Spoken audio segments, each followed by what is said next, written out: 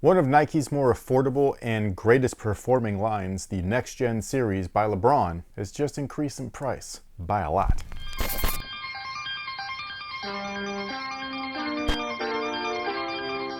Hey, what's going on, guys? My name's Chris. Welcome back to WearTesters, and today we got a detailed look and breakdown on these potential bad boys right here. This is the Nike LeBron Next Gen Future, or if we're talking about this specific colorway, they call this one the Next Gen by JuJu Watkins. This is essentially her colorway or her PE, which I do think is cool that they release to the public because sometimes that just doesn't happen. Now, real quick, this is the box, and much like the price point, I don't know if this box is going to be applied to every pair or if this is just specific to the JuJu colorway. All I know is that it looks pretty cool, so I like that. It looks like a little mosaic tiles and stuff like that. The shoe itself is very interesting. I was actually really excited to get these in, so I'm glad that I was able to cop these. It looks like that they are sold out, at least in most sizes, online, so hopefully the next colorways or the next batch of them are a little bit easier to grab.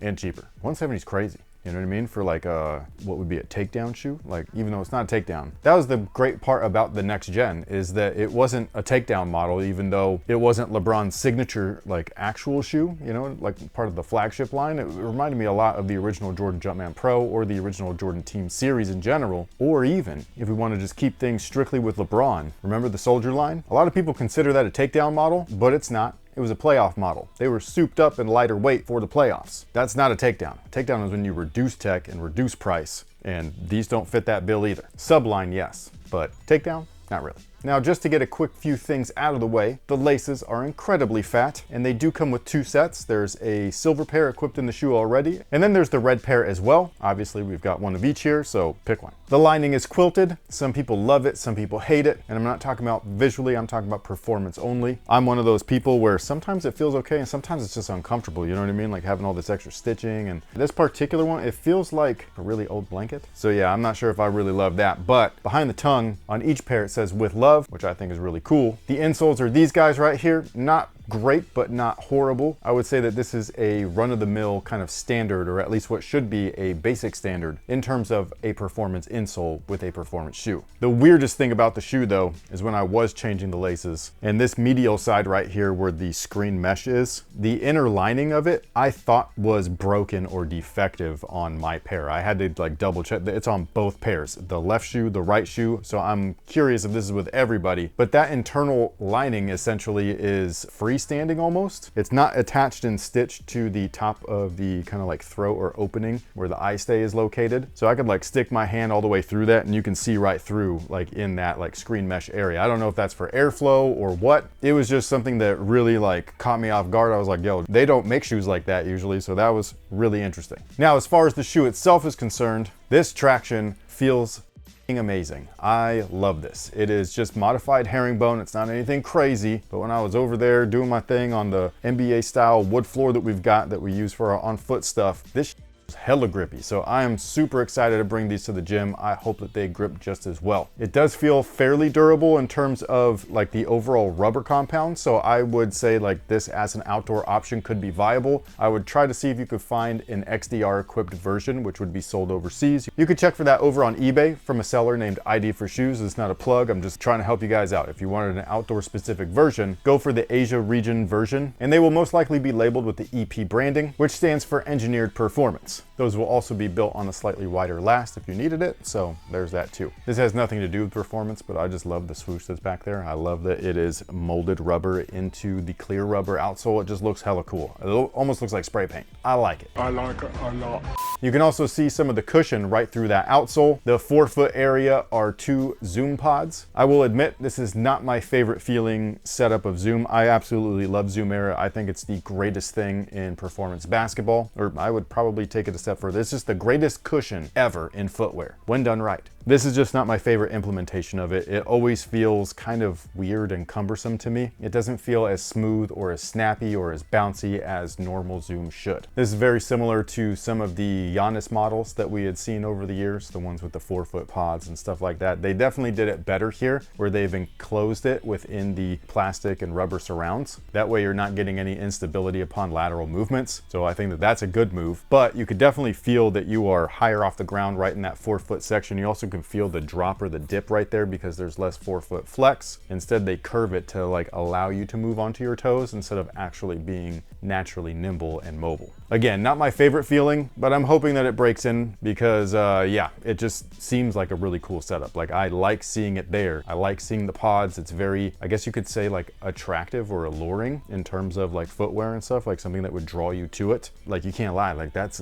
a draw right there. That makes you want to be like, ooh, I want to see how that feels. I just don't like how it feels. Whereas the rest of the midsole is full on React. They've also done something really weird to this too. They've enclosed it within this like kind of like rubber TPU shell, which is not something abnormal. We've seen this lots of times with Boost models and so on and so forth, but it's more so the way that it's enclosed. Like it's not tight on there. Like there's space between the midsole and this rubber surround. Is super weird. So I don't know, really, I don't know about that. That sounds like, or seems and feels a little sketchy. I do like how that you can see the React carvings within the foam though. That's really cool. But in terms of performance, if you get caught on your heels, if that collapses on you because it's not keeping the React stable, which is essentially what it's supposed to be doing, just because there is so much space, it's like the React is like floating in there. You know what I mean? It's like weird. I will say that it feels really good. Like the React is dumb comfortable. But is it going to be super stable? I don't know. We'll see. Now the upper is really interesting. This is where they'll probably vary by colorway. I think there's an all red pair that looks like they're using suede. It could be synthetic, I can't tell online. Whereas this pair right here looks like it's using leather, but it's actually not. It's just a really cool textured synthetic and vinyl setup. You can actually see that within the little cut lines right here within the overlays, where you can see the layers of the synthetics. There's a gray layer, a white layer, and then that top coat layer that mimics leather,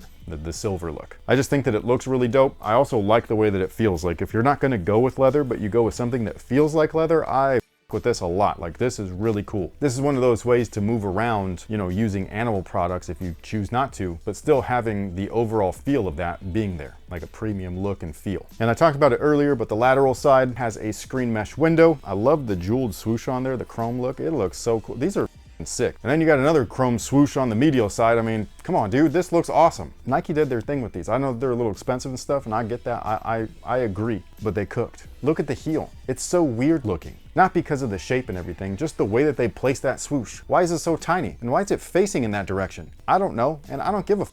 It looks weird and awesome. It's something fresh. Speaking of fresh, look at the tongue branding. It's just the crown logo with a circle emblem around it. I mean, I don't know if he's trying to copy the old Jordan brand thing where they had the Jumpman within the circle emblem and that meant Jordan performance, at least when the brand first started way back in the 97, 98 era. But if that's what they're pointing towards, like I really dig it, dude. Like I think that that's so cool that you're differentiating this from the main flagship model, but not in a way to where it feels cheap. It feels right in line with everything, with the whole ethos and what he wants in his products. It does feel like a shoe made for LeBron instead of for the next generation of players. And I only say that because a lot of the next gen seems to really just all wear Kobe's or Kobe-like shoes. And these are just a little bit higher off the floor than those. But outside of that, I mean, this just looks and feels really cool. Like I really like this. Now in terms of fit, they do fit true to size, and dare I say the forefoot feels a little bit roomy. Not in a way that they feel big or anything like that, just in a way to where like I didn't feel like I was forming a bunion as I laced them up. I don't know if they're using a different last, but it feels like it. So yeah, these just feel a little bit nicer than say something like the LeBron 23s. Now, with all of that being said, what is today's viewer submitted question of the day? I believe this is from our Kobe 3 Low Protro video. How can you tell when the bubble has popped? Oh, you'll know. Although sometimes I will say that like I've questioned it, being like, is it popped? You know what I mean? Or is it even there? But yeah, but you'll know, especially if one shoe is popped and the other one's not, like you'll notice that there's a difference, like clearly. Don't forget to use Nike's warranty, by the way, from the date of purchase, or maybe it's the date of manufacture. So if you look in the size label that's inside the shoe, there's 2 dates. The second one, I believe, is the completion date. So from whatever that date is to whatever date you notice that your air unit's popped, if it's less than 2 years, then you should be able to get a warranty out of that. So just saying, like you'll be able to like file a Nike claim, Google it, you'll be able to find the form, or you can call customer service, they should be able to help you. And then you'll send the shoes back, they'll send you a Nike voucher. Use Nike's warranty, I swear, it's the best warranty on all footwear. And with that being said, let's all cross our fingers that these things are awesome. If you have a pair and you've already been playing in them, sound off below and let me know what your thoughts are. I have a lot of stuff lined up right now, so I don't know when exactly I'll be able to get to these, but I'm hoping soon because they feel promising. But with all of that being said, thank you guys so much for being here. Thank you so much for watching. We'll catch you guys in the next one. So until then, You guys have a good one.